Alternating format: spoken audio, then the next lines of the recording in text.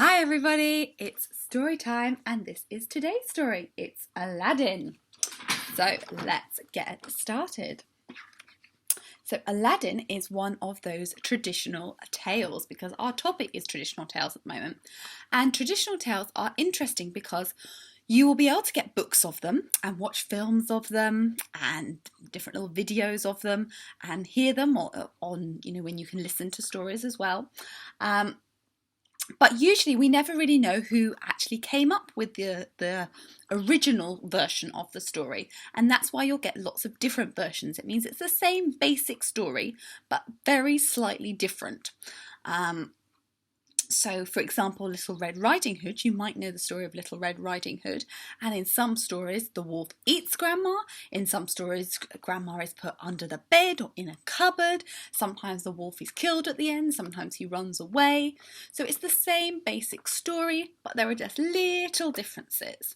So there we go, traditional tales. They have been around for so long that people have changed them because usually when they started, people didn't write the stories down or make them into films. They started off by telling them by word of mouth. So they told them to their friends and their families and they passed them along to their friends and families. And over time, the stories slightly changed and then eventually they were written down. Anyway, this is the story of Aladdin. So here we go. Once upon a time, a boy called Aladdin lived with his mother in a land called China. One day, a strange man arrived at Aladdin's house.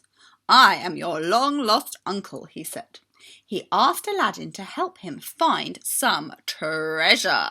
Ooh, treasure. However, the man was really an evil wizard. Oh no! He took Aladdin to a dark cave and told him to find a gold lamp that lay inside. The wizard could only have the lamp if someone else gave it to him. Oh, so there's special conditions on the lamp. You can only have it if someone else gives it to you. So that's why the evil wizard needed Aladdin. He took a ring off his finger and gave it to Aladdin. "This magic ring will help you find the lamp," he told him. There's the ring. So Aladdin bravely went into the cave and found the gold lamp. Ooh. But afraid of being trapped inside, he refused to give it to the wizard until he was out of the cave. Very sensible of him. "You foolish boy!" shouted the wizard in a rage. He muttered some magic words and at once a big rock slid across the cave entrance. Aladdin was trapped! Oh no! For 2 days, Aladdin was stuck in the dark cave, very scared. He wondered why the lamp was so special and at last rubbed off some dirt to get a better look at it.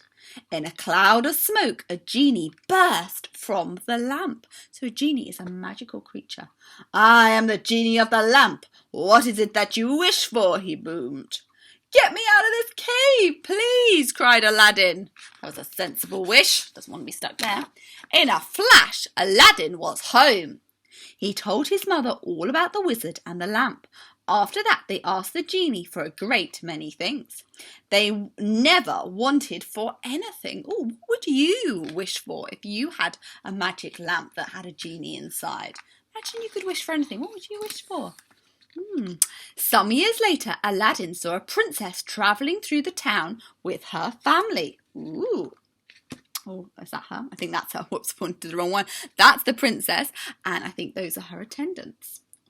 Okay, let's see. She was charming and beautiful. Aladdin fell in love with her at once. Oh, Aladdin, he's fallen in love. He said to the genie, "Please build me a palace of the finest stone to impress the princess. I wish to marry her." The genie built Aladdin a dazzling palace. When the princess was asked to visit, she was amazed. Oh, wow, very fancy indeed. And there she is.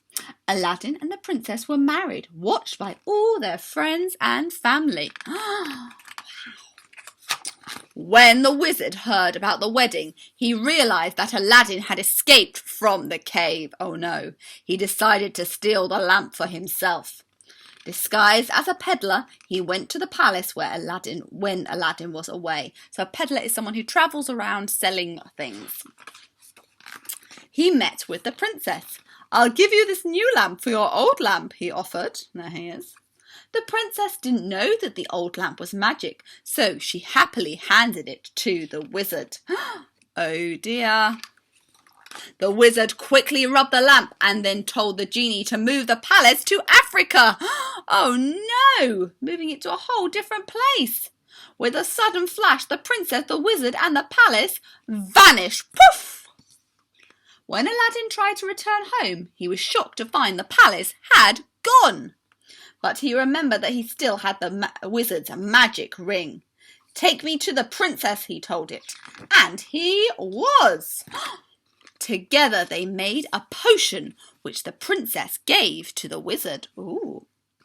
The potion made him fall into a deep sleep. Aladdin rushed to take the magic lamp from the wizard. He rubbed it and the genie appeared once more. "Take me, the princess, and the palace back to China," Aladdin cried. And they were. Whoosh! Aladdin and the princess lived happily ever after, and the genie made sure the wizard could never find them again. He's probably still wandering around the desert.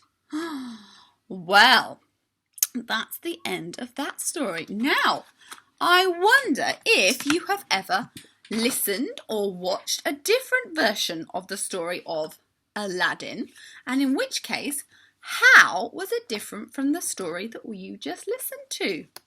You could talk about some of the differences with your adults. Anyway, I hope you enjoyed that version. Bye for now.